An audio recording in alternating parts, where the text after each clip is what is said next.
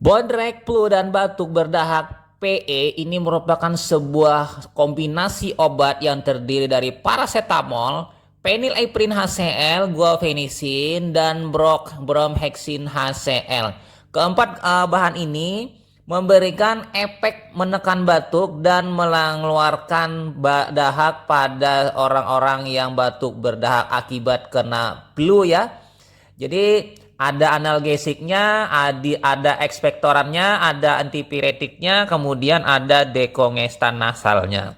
Kombinasi keempatnya ini akan menekan dan mempermudah dalam hal pengeluaran batuk serta meredakan batuk dan flu ya. Jadi sangat bagus kombinasi keempatnya ini, dan unik ya kombinasi ini dibandingkan obat-obat flu batuk jenis lain.